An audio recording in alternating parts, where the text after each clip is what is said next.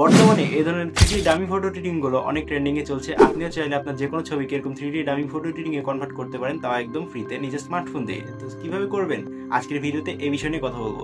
চলুন আর দেরি না করে ভিডিওটা শুরু করি। ওকে গাইস, প্রথমে আপনারা আপনাদের ফোন থেকে ক্রোম ব্রাউজারটি ওপেন করে নেবেন। আপনারা চাইলে আপনাদের মন মতো ব্রাউজারটি ইউজ করতে পারেন। দেন সার্চ করবেন জিমিনি।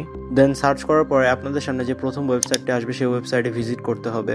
তারপর বাঁদিকে যে প্লাস অপশন দেখতে পাচ্ছেন এখানে একটা ক্লিক করুন। ক্লিক করে আপলোড ফাইলে একটা ক্লিক করে এখান থেকে আপনার ফাইলের অ্যাক্সেসটা দিয়ে দেবেন। ফাইলের অ্যাক্সেসটা দেওয়ার পরে ডানে স্ক্রল করলে আপনি পেয়ে যাবেন ফটো অ্যান্ড ভিডিওস। এখানে চলে যাবেন। চলে যাওয়ার পরে আপনার যে ফটোটা আপনি এডিট করতে চাচ্ছেন সেই ফটোটা সিলেক্ট করে এখানে নিয়ে আসবেন।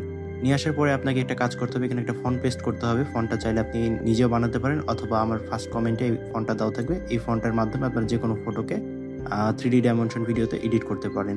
তো কিছুক্ষণ সময় নেবে। দেন সময় নেওয়ার পরে এই তো চলে এসেছে আমাদের ছবি। এখন আপনার ছবিটি ডাউনলোড হওয়ার জন্য প্রস্তুত। ভিডিওটি ভালো লাগলে একটি লাইক করে দিন।